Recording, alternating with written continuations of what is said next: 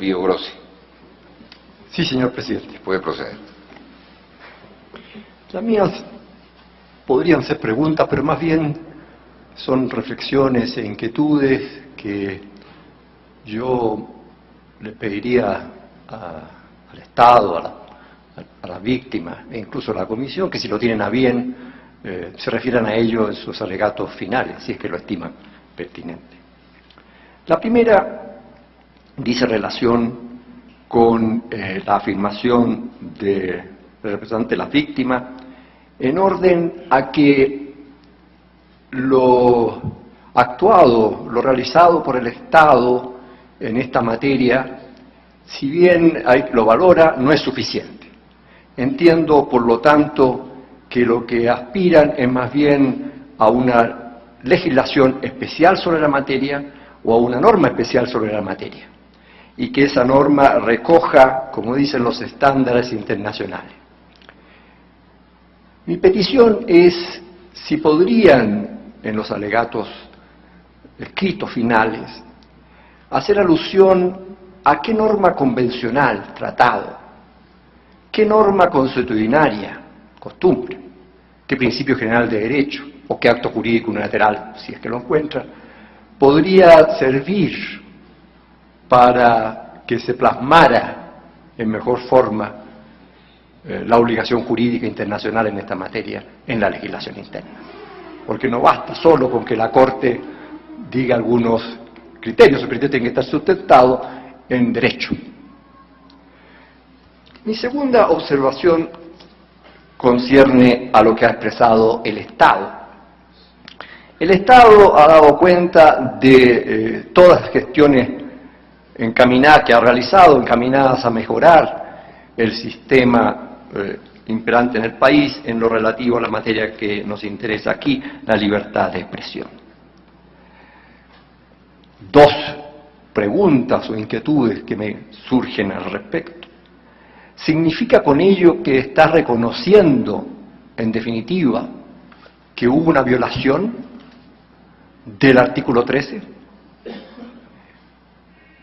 Porque aparentemente no contradice los hechos y dice que ha realizado muchos actos para mejorar la situación. Entonces me gustaría ver qué es lo que piensa al respecto. Y también me gustaría que precisara mejor, si es posible y lo estima adecuado, si todas esas medidas que ha adoptado implican que ya cumplió con la obligación prevista en el artículo 1.1 y 2, esto es, de adoptar todas las medidas necesarias para respetar y hacer resguardar los derechos humanos en esta materia.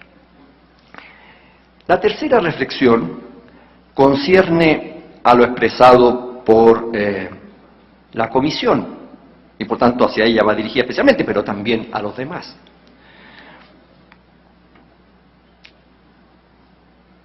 Se ha dicho, ¿no es cierto?, que cómo no va a interesar el tema de si el hijo, si una persona es o no hijo del presidente de la República.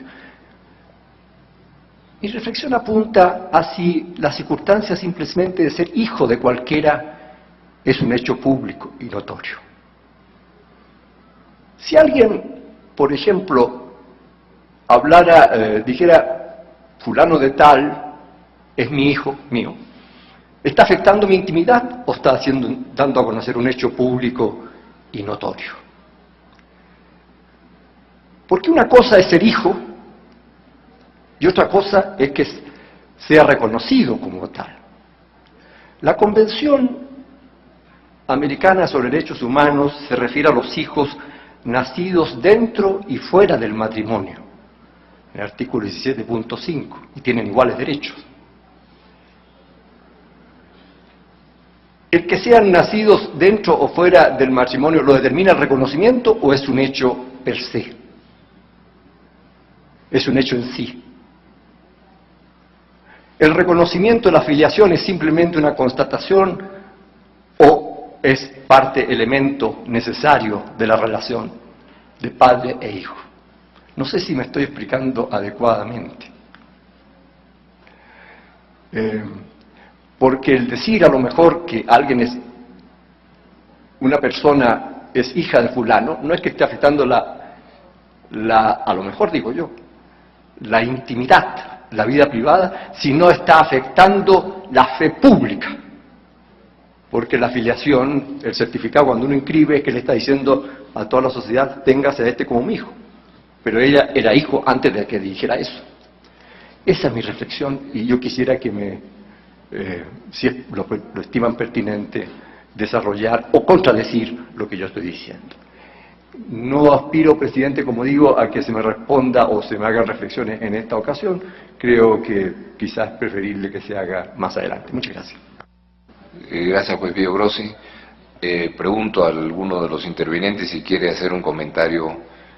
Ahora lo puede hacer. Doctor Bertoni, por favor, en representación de los representantes.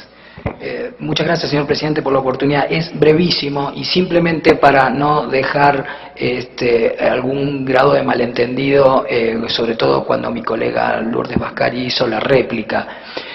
Cuando los representantes de las víctimas, en alusión a lo que decía el honorable Estado de las últimas reformas legislativas que se vinieron haciendo, dijimos que se veía de buen grado en aras al respeto a la libertad de expresión, lo estábamos hablando en una situación en general, pero también dijimos concreta y específicamente que todas esas reformas no tienen absolutamente nada que ver con el hecho que está en conocimiento de la Corte en este momento. Quiero decir, si se reformó el Código Penal, esto puede ser muy bueno, muy alentador, pero no garantiza que demandas civiles hechas por presidente de la Nación o alto funcionario no se vuelvan a repetir. Quería dejar en claro eso. Las reformas pueden ser valoradas positiva, negativamente, eso es una cuestión de analizar la situación general de libertad de expresión. En este momento estamos frente a un hecho puntual, individual, de una condena por reparación civil a 2 periodistas que hemos considerado violatoria a la libertad de expresión y que no ha habido ningún tipo de regulación o reforma que atienda específicamente ese problema. No quería salir de esta audiencia con una imagen equivocada de lo que nosotros habíamos dicho. Gracias, señor presidente. Gracias, doctor Bertoni. No sé si el Estado quiere hacer un comentario ahora o se lo reserva para el alegato escrito. Sí, muchas gracias, su señoría. Simplemente para expresar que la delegación del Estado toma debida nota de la inquietud expresada por el señor juez y responderemos en la etapa de los alegatos por escrito. Muchas gracias. Muchas gracias. Le pregunto a la Comisión Interamericana, doctora Botero, tiene la palabra. Muy brevemente, señor juez Pío Grossi. Uno de los conceptos también más difíciles de definir, y por eso la Corte Europea ha dicho que no lo va a definir, que no lo puede definir de manera exhaustiva, y ha hecho un poco lo que la Corte Interamericana ha hecho en los casos que yo cité, es el de la vida privada. ¿Qué es vida privada? Eso depende un poco de cada uno, de lo que cada uno quiera mantener en ese espacio, digamos, de soledad, de reserva, ajeno a la mirada del otro y a la injerencia del otro. Pero cuando hay hechos públicos y notorios, no estamos frente a la vida privada, justamente porque ya está, digamos, de alguna manera en el dominio público. Si todo el mundo, cada vez que dicen que es hijo de fulano de tal, demandara por violación de su privacidad, pues realmente estaríamos... Esta Corte no daría abasto de la cantidad de casos que tendríamos que traer. Sin embargo, en el caso que nos ocupa, el presidente quiso mantenerlo, o por lo menos dice haber querido mantenerlo, dentro de su vida privada. Nunca lo negó, de hecho después reconoció a su hijo. A pesar de que salían fotografías, de que le enviaba regalos, él no quería que públicamente se hablara del tema. Él quería mantener ese hecho, dado que era un hijo por fuera del matrimonio, lo quería mantener dentro de lo que él concebía como su esfera, digamos, de privacidad. Entonces no era como en el resto de los casos un hecho público y notorio, a pesar de que a partir de ciertas publicaciones se volvió un hecho de dominio público. Yo estoy de acuerdo con su reflexión en general.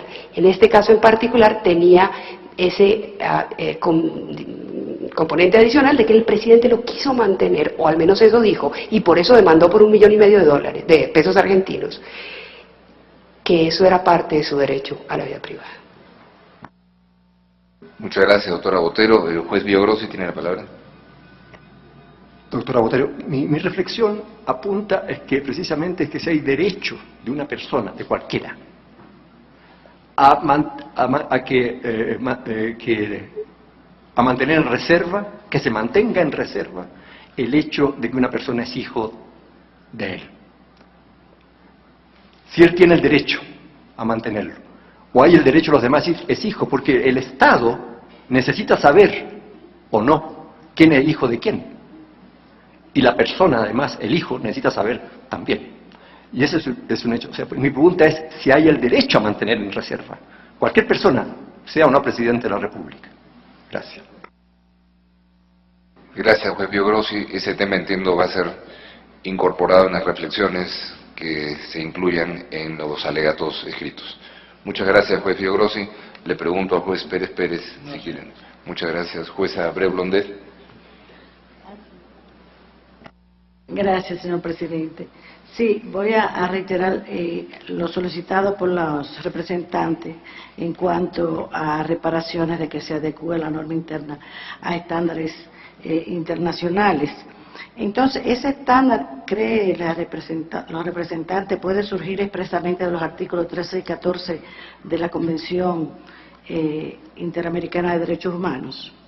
Y también preguntarle en qué otros instrumentos internacionales se evidencia que las reparaciones civiles deben limitarse. Al igual que el juez vio, estas respuestas pueden ser alcanzadas en los alegatos finales. Gracias. Muchas gracias, jueza Abreu Blondet. No hay ninguna reacción en este momento, de manera que le pregunto a la jueza Naima Cole si quiere formular una pregunta. Tiene la palabra. Yes, Mr. President, I think I have a number of questions, but not too long in length. If I may start off by touching on the last issue by my colleague, Judge Grossi, is, I'll put it this way, if I may. Does anyone have a right to not honor the rights of a child they have had to a name, to an identity, and to a family? I think all states recognize that right in children. And if someone is the head of state, the highest politician in a state, who ignores that right of a child he has, can that be called a right of his intimacy or his private life? Because he's ignoring the laws of his state, of which he is the head. This I ask particularly of the state, if you could answer that. Because I have difficulty in understanding the conclusion of the Supreme Court. I am not of your system, but I do have the difficulty in understanding the system. And I go further and say, on what basis did the Supreme Court conclude that a matter of that fundamental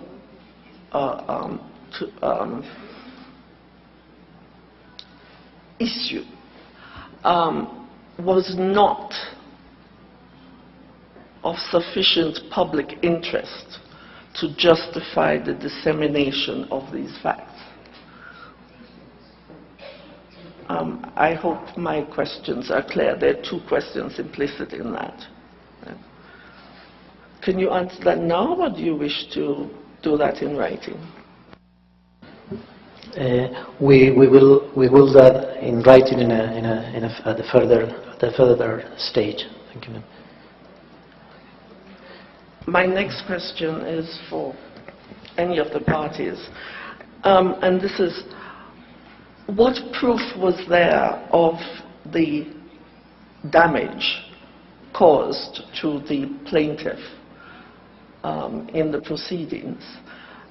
Because if it's a matter of a violation of his privacy or his rights of intimacy, what proof was there of damage to his right, bearing in mind the public official, highest public official and politician situation.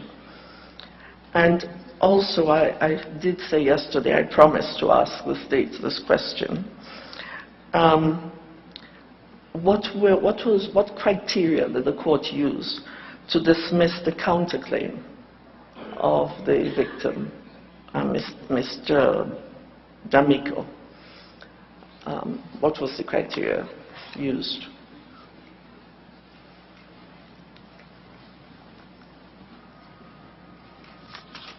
I just double check. I do not understand what you meant by royal malice.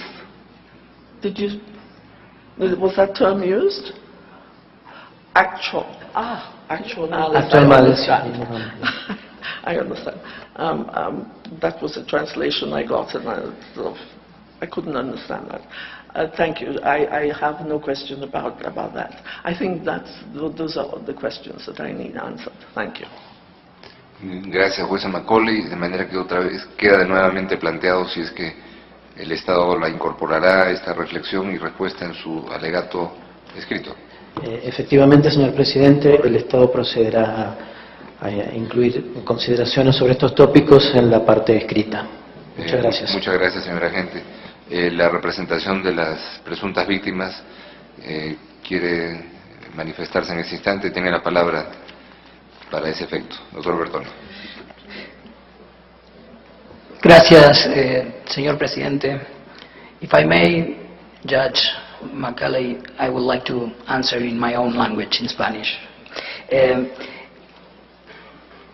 Una primera cuestión que usted hizo referencia ayer es a la contrademanda, al counter. En realidad entiendo la confusión, pero la respuesta es bastante simple. La contrademanda se efectuó en la primera instancia. Como el juez de primera instancia no concedió la demanda, ese elemento nunca más se tuvo en cuenta. Nadie apeló esa cuestión y nunca más hubo una discusión sobre la contrademanda. Creo que esa es la respuesta más simple que le puedo dar. Y la otra pregunta es sobre la cuantificación de los daños y cuáles son los criterios que utilizan los jueces. Muy brevemente, y nos vamos a expandir en nuestro alegato escrito, el problema es que no hay criterios. That's the problem. No hay criterios.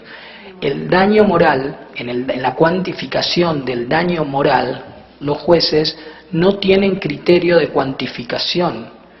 Eso no lo digo solamente yo, lo puede encontrar, honorable jueza, en la pericia del perito Rivera, en donde expresamente dice: en lo que respecta más específicamente a la cuantificación del daño moral, los tribunales han sostenido que el juzgador debe sortear la dificultad de imaginar o predecir el dolor que el hecho dañoso produjo en la esfera íntima del reclamante para luego establecer una indemnización en dinero que supla o compense el desmedro injustificadamente sufrido, es decir, imaginación. El juez tiene que imaginar, y en esa imaginación sale el daño moral. Y si usted se fija también en la... Sí. Did you say potential damage rather than moral damage? Moral damage. Moral potential? No, it's not potential. Oh. It's the damage that, or it's some sort of damage of your feeling. Is the damage your reputation? Not only reputation, is your feeling. Damage, moral damage it could be reputation, could be other kind of things, but it is your feelings, how this fact affect your feelings. Yeah. And that is why the judge, the Argentine jurisprudence is saying that imagination. Mm-hmm. I, as a judge, have to imagine how much this person feel. Y eso trae como consecuencia incertidumbre, por supuesto, en quien está enfrentando una acción, incertidumbre en quien se va a expresar y sabe que la persona puede sentirse dañada, no efectivamente, sino en sus sentimientos. Nunca se sabe cuánto se lo va a considerar ese daño, y si usted seguramente al momento de resolver este caso van a evaluar todas las pruebas que están aportadas, se detienen en la pericia del perito Rivera, van a ver que hay ejemplos totalmente dispares, distintos de cómo los jueces imaginaron ese daño moral. 10.000, 20.000, 40.000, 60.000, 1,5 millones, presidentes reclamando por 80 millones de dólares en la región también por daño moral. Gracias. Muchas gracias, sí, doctor Bertoni. La Comisión Interamericana quiere hacer un comentario.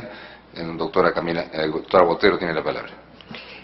Sobre la pregunta, la última pregunta, señora juez. El problema en estos casos, que se refleja en este caso en particular, es que el daño moral se presume probado con el simple alegato de la persona afectada. Como es tan difícil delimitar el ámbito de la vida privada, si yo voy ante un juez y digo, ese periódico publicó algo que tiene que ver con mi vida privada, y no está autorizado, y por lo tanto pido una reparación, el daño en la mayoría de los casos en materia civil, y en este en particular, se presume probado con el simple alegato de la persona presuntamente afectada. Más todavía, en materia de derecho civil, como lo dijo ayer el perito Saba, hay una especie de responsabilidad objetiva que fue introducida a los códigos civiles hace algunos años por razones democráticas, pero que si opera en casos de libertad de expresión es gravísima. En este caso, simplemente basta con que se demuestre que la publicación contenía una información que la persona considera que es de su vida privada para que se entienda demostrado el daño y la culpa. En materia de difamación, la Corte Suprema Argentina, y el Estado tiene razón en eso, no en materia de intimidad, que es este caso, en materia de difamación, la Corte Suprema Argentina, en derecho civil, y nosotros creemos en ese principio, ha establecido el principio de la real malicia. Y ha dicho, el periodista claro que puede ser responsable, y claro que puede haber un abuso de la libertad de expresión, y si hay un abuso hay que pagar, pero ha establecido unos criterios, los de la real malicia, para que los periodistas sepan qué pueden y qué no pueden hacer, y haya un marco de certidumbre. En materia de la tensión entre libertad de expresión e intimidad, no hay nada de eso. Operan los principios tradicionales del derecho civil, de nuestros códigos napoleónicos, y por lo tanto hay casi que presunción de daño moral con el alegato de la persona y una especie de responsabilidad objetiva. Y no existe ningún criterio de cuantificación. Hay casos de la Corte Europea que son casos muy importantes, en donde la Corte lo que ha valorado es justamente si existen criterios de cuantificación. La Corte Europea ha dicho, yo no le voy a decir a los países cómo cuantificar el daño. Yo lo que le voy a pedir a los estados es que tengan criterios de cuantificación, para que no quede todo librado a la libre disposición de un juez que puede imponer 40 millones de dólares, 80 millones de dólares o 60, como en este caso, a su libre discreción. Muchas gracias, doctora Botero. Juez Ventura Robles tiene la palabra. Gracias, presidente. Una única pregunta a los representantes, por favor. Como medida de reparación se está solicitando que se deje sin efecto la sentencia y sus consecuencias. ¿Cuál sería el mecanismo idóneo para que eventualmente el Estado argentino cumpliera con una medida de este tipo?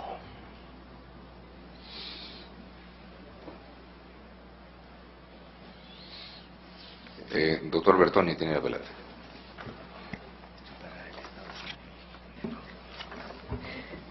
Sí, de alguna manera esto lo teníamos ya explicado, excelentísimo juez Ventura en la demanda. Vamos a ampliar, porque estimo que cree que es necesario ampliarlo, vamos a hacer. Exactamente. Lo vamos a hacer. Así lo considera. Pero quiero simplemente aprovechar para reforzar que como medida de reparación y de no repetición también hemos solicitado la necesidad de la reforma legal de la normativa que permitió esta condena. Pero sobre estos temas nos vamos a referir en el alegato por escrito. No quiero dejar la sensación que hay preguntas que no las contestamos porque son poco importantes. Creo que la pregunta de la doctora Abre Blondet, algunas de las consideraciones del doctor Villagrossi son demasiado importantes como para intentar contestarlas en poco tiempo, y dado que el procedimiento de la Corte nos permite un alegato escrito, vamos a hacer uso de ese derecho para dar plena y acabada respuesta a esas inquietudes. Gracias, doctor Bertón. Era una sola pregunta, ¿no?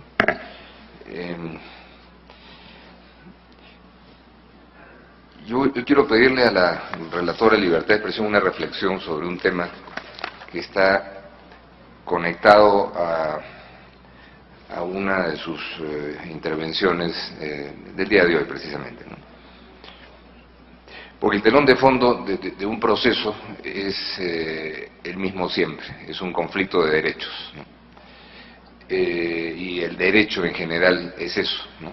El conflicto de derechos que, como la señora relatora ha recordado ahora, en el caso del derecho a la intimidad no estamos ante un derecho absoluto, sino un derecho que tiene restricciones y regulaciones, y tampoco, como bien sabemos, los otros derechos son absolutos.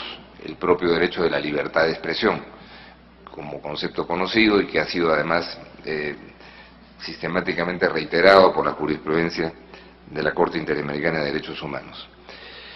Tal como ha sido planteado el caso, es visible que uno de sus ingredientes fundamentales es el tema de las restricciones o parámetros para la denominada discrecionalidad absoluta de los jueces ante procesos de esta naturaleza en la realidad argentina. Ese es un poco uno de los focos del planteamiento del proceso. Entonces estamos ahí ante otra vez el ejercicio de la ponderación, de buscar cómo establecer que existe la posibilidad de restringir el derecho a la intimidad, ¿no?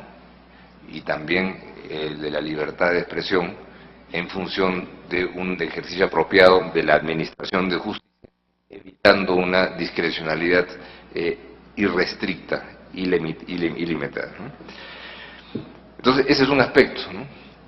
Sin embargo, otra vez, así como lo planteé ayer, quisiera retroceder un poco y ver un poco la película más amplia, ¿no? Porque aquí se trata de enfrentar la posible asimetría de una justicia que se exceda con sanciones o multas que puedan ser realmente confiscatorias, ¿no? Pero otro de los planos de la asimetría es lo que puede ser el poder de los medios, ¿no?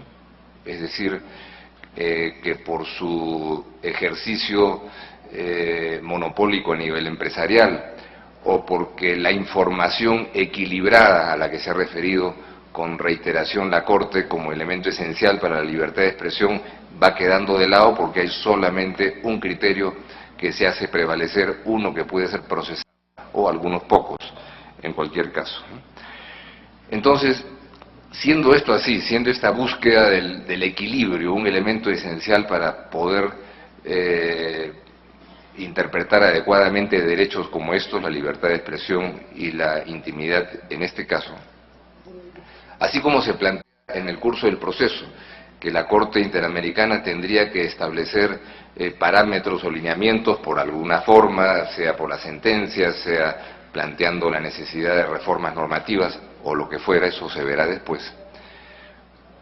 ¿Cómo se plantea el procesamiento, el tratamiento de este otro aspecto, un factor mayor de desequilibrio que puede llevar a que por encima del poder de los jueces pueda haber un poder mucho mayor que el de esos jueces, que es ese ejercicio monopólico, oligopólico o lo que fuera, ¿no?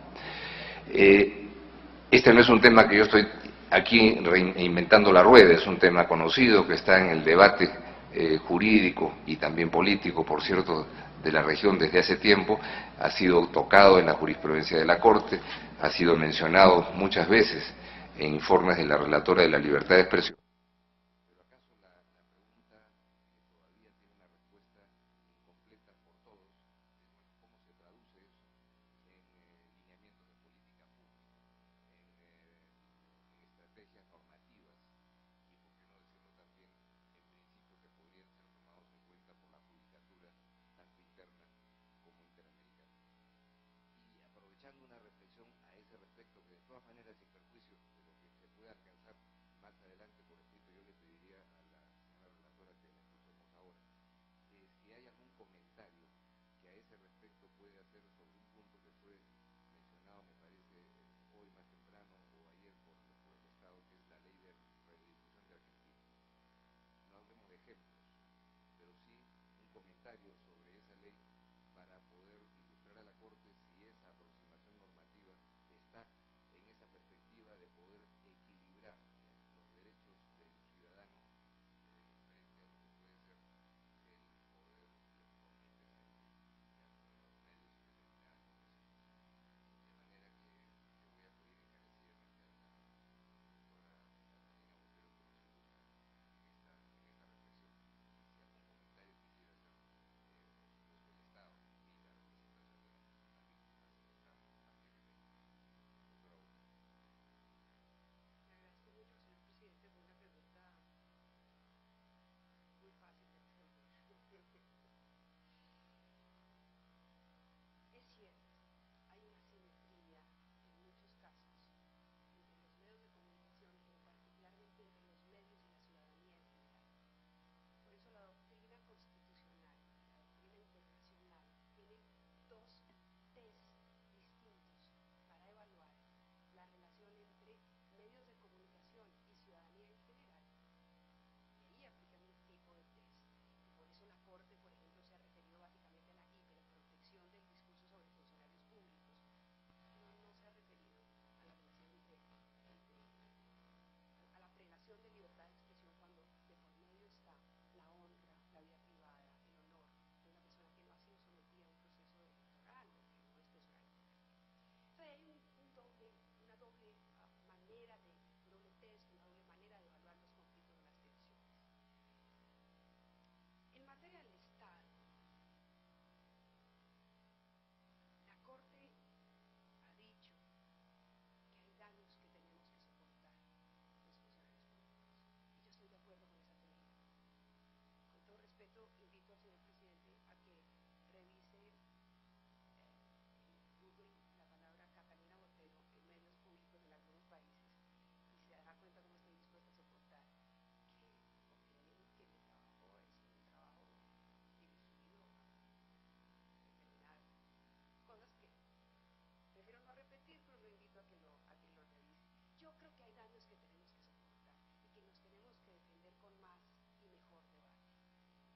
Creo que es difícil soportarlos porque somos seres humanos, porque nos duele que no sea reconocido lo que hacemos, porque nos afecta que nuestra intimidad sea puesta de presente, pero cuando decidimos asumir estas responsabilidades públicas, sabemos que estamos sometidos a un mayor escrutinio. Lo sabemos porque tenemos una concepción democrática del Estado y lo sabemos porque lo ha dicho la Corte Interamericana de Derechos Humanos. No nos sorprende ese mayor escrutinio.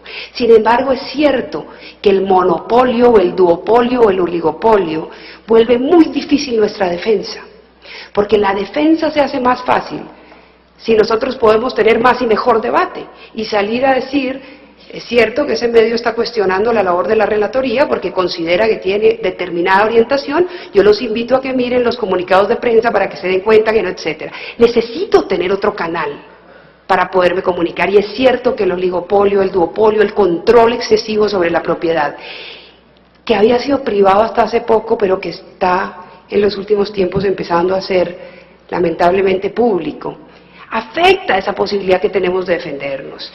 ¿Qué ha dicho la relatoría en esa materia? 3 cosas. 1, hay que aplicar al sector de las comunicaciones las leyes antimonopolio que se aplican a cualquier otro sector de la economía. Si es grave el monopolio en cualquier sector de la economía, es excesivamente grave cuando hablamos del debate del proceso comunicativo. Hay que aplicar leyes antimonopolio. 2, hay que aplicar medidas de acción afirmativa para incluir a quienes han estado excluidos del debate democrático. Hay que incluir a las mayorías numéricas que han estado tradicionalmente excluidas de ese proceso. A los afros, a los indígenas, a las mujeres, a las comunidades pobres. Hay que incluirlos en ese proceso comunicativo. 3, el Estado no solamente tiene el derecho, sino tiene el deber de mejorar ese debate. Tiene que haber medios a través de los cuales los funcionarios puedan expresar sus ideas, sus apreciaciones sobre lo que circula en el debate público. Eso no solamente es un derecho, ha dicho la Corte que es un deber, pero ese deber no se puede hacer monopolizando los medios públicos. Tiene que haber medios públicos que permitan canalizar esa expresión del Estado y de los funcionarios, pero los medios públicos tienen que estar sobre todo, tienen que ser, digamos, sobre todo independientes de las mayorías políticas coyunturales.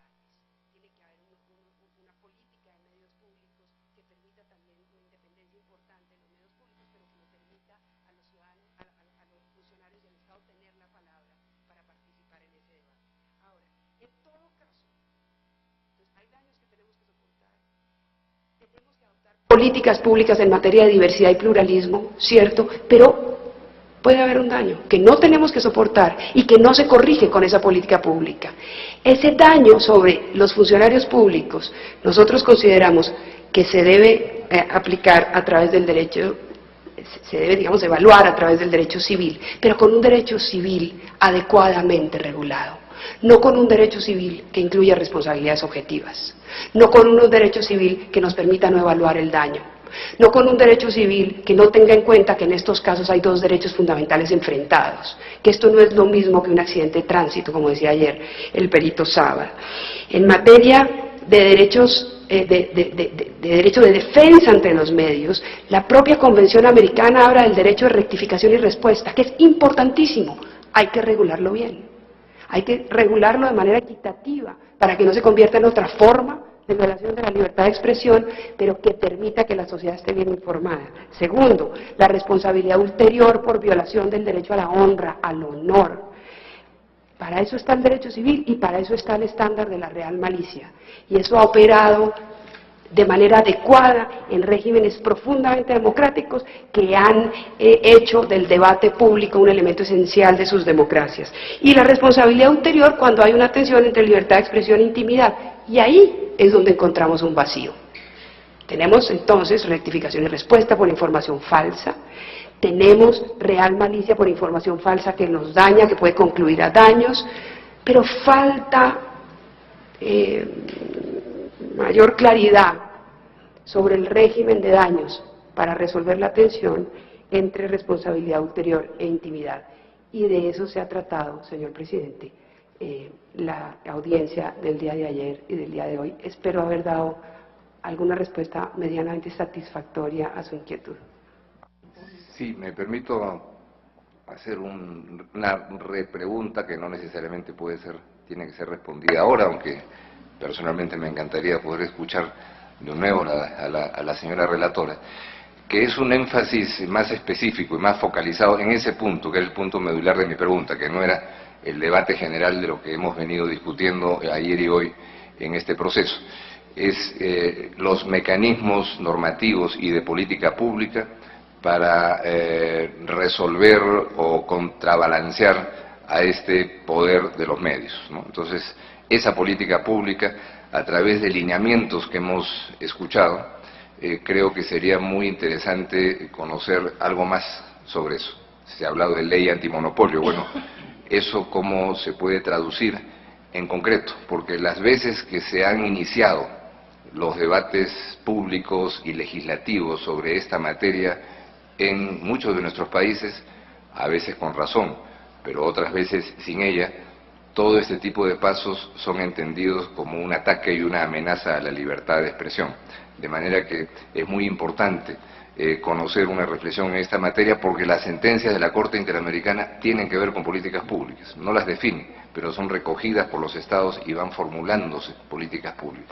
Y tal vez en ese comentario ya posterior también el asunto que quedó pendiente, el de la ley de radiodifusión de Argentina, que no le pediría que lo haga en este momento, pero sí que se explaye en todos estos elementos un poco más, ¿no? Muchas gracias. Pero puede hacer un comentario verbal ahora, por supuesto. Sí, un comentario final, y por supuesto nosotros vamos a incluir esto en los alegatos y vamos a incluir los informes que hemos hecho al respecto. Es un tema enormemente sensible, porque es cierto que hay que adoptar mecanismos para desmonopolizar la palabra. Pero también es cierto que los estados han utilizado esas estrategias como forma de censura indirecta. Entonces, es muy importante en estos procesos que existan mecanismos de concertación, que hayan debates abiertos, plurales, en donde todo el mundo pueda participar, y que ojalá que se dé en un ambiente en el que no haya una atención, digamos, exacerbada, desproporcionada entre los gobiernos y los medios críticos o independientes. Eso es, digamos, la mejor circunstancia en la que un debate de esta naturaleza se puede dar. Sobre la ley argentina, la relatoría tuvo oportunidad de pronunciarse en su informe anual correspondiente. Nosotros consideramos que la ley tiene unos avances muy importantes. Consideramos que, por ejemplo, el reconocimiento de las radios comunitarias, su incorporación al sistema legal. Consideramos, sin embargo, que tiene algunas otras deficiencias que fueron puestas de presente en ese informe, y que creo que, tenidas en cuenta, le permiten a otros estados, tenido en cuenta, digamos, como los comentarios de la relatoría sobre esa ley, le permiten a los estados repensar la manera de regular la radiodifusión, teniendo en cuenta, digamos, los estándares que surgen de ese informe especial que elaboramos y de los otros informes que hemos venido elaborando, particularmente en materia de radiodifusión. Gracias. Muchísimas gracias, doctora Catalina Botero. Doy la palabra a continuación a la representación de las presuntas víctimas, doctor Bertoni, y antes de que haga su comentario, le voy a pedir al juez Ventura que haga una pregunta que tiene que ver con la pregunta anterior. Me quedó la duda de su respuesta, doctor Bertoni, a la pregunta que yo formulé, si va a ser ampliada. Tengo un especial interés en el tema. Si va a ser ampliada por escrito, igual que en el caso del juez.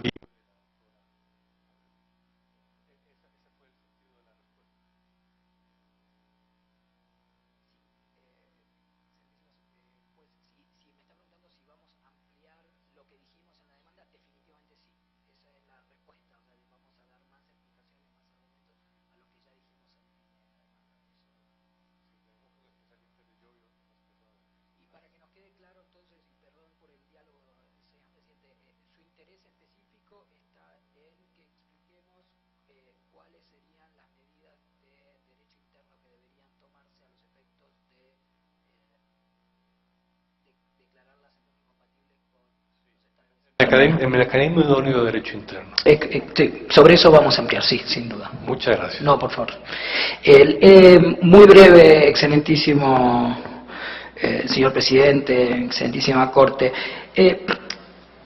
Para reaccionar un poco a este diálogo que está vinculado en alguna medida con este caso, porque estamos frente a un caso de libertad de expresión.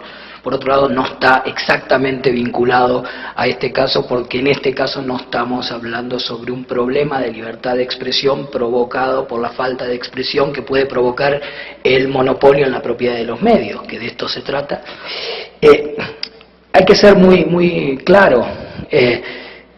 La Convención Americana ha sido extremadamente sabia, y así lo han hecho todos los tratados internacionales de derechos humanos, al imponer obligaciones a los estados de respetar y hacer respetar los derechos que emanan de la Convención. En ese sentido, todos los estados tienen la obligación de respetar la libertad de expresión y hacer respetar la libertad de expresión.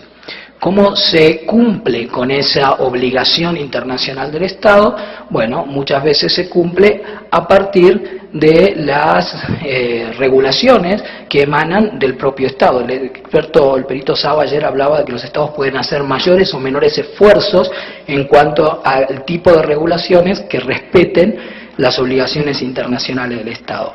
En materia especial de libertad de expresión, podemos hablar de una manera de libertad de expresión. ¿Sí? El término política pública a veces es demasiado, si me permite, gelatinoso, no sabemos muy bien de qué estamos hablando, pero una política pública de libertad de expresión, que es muy amplio. Dentro de esa política pública de libertad de expresión puede entrar una política criminal específica que determine la incompatibilidad de los delitos de calumnias, injuria o de los de desacato. Podemos hablar de una política de comunicación que habla sobre la necesidad de que no existan monopolios ni estatales ni privados, y la política de no monopolio es algo que viene de esta propia Corte Interamericana desde 1985. Ya en la opinión consultiva 5 se estableció que los monopolios en la propiedad de los medios lesionan la libertad de expresión. Ya la Declaración de Principios de la Comisión Interamericana de Derechos Humanos del año 2000, el principio 12, habla sobre esto. Entonces los Estados tienen que respetar también con una política de comunicación en ese sentido. Y también, y es el objeto que estamos tratando en este caso, una política pública de regulación de daños cuando está vinculada a la libertad de expresión. Son distintos tipos de políticas públicas que tienen que enfrentar los Estados. La Corte tiene una gran ascendencia sobre muchos Estados y asimismo una gran responsabilidad. Ojalá, de la misma manera que las pautas que dio la Corte Interamericana en la política criminal, que ha tendido a despenalización de calumnias, injurias, a derogación de desacatos, pueda seguirse también con otros lineamientos de una política pública de reparación de daños que establezca que no es lo mismo reparar el daño por un accidente automóvil que cuando se trata del ejercicio del derecho a la libertad de expresión. Excelentísimo presidente, todo es importante. Ojalá que la Corte pueda articular en sus decisiones y ojalá pronto también tengamos casos en donde se puedan expandir estas otras políticas públicas que no están específicamente referidas en este caso. Gracias, doctor Bertoni, por su intervención y por el buen deseo. Y pregunto a la representación del Estado si quiere hacer ahora un comentario o se reserva para el alegato escrito. Gracias, señor presidente. Tomamos notas de las inquietudes expresada por usted, señor presidente, y las responderemos oportunamente por escrito. En esta instancia remitimos a lo que ya expresamos en la lectura del alegato. Muchas gracias. Muchas gracias, señor agente. No hay más preguntas por la Corte, de manera que la sustancia de esta audiencia ha llegado a su fin. Les quiero agradecer en nombre de la Corte a los representantes de las presuntas víctimas, a la representación del ilustre Estado argentino y a la representación de la ilustre Comisión Interamericana de Derechos Humanos, no solo ni principalmente por su presencia, que era más o menos obvia, sino por la calidad de sus presentaciones, el sustento que han expresado para cada una de esas tesis jurídicas y la forma en la que han alimentado sustantivamente a la Corte para tomar una decisión en esta materia. Como ya ustedes saben, hay una fecha improrrogable que es el 28 de septiembre para la presentación de los alegatos escritos finales.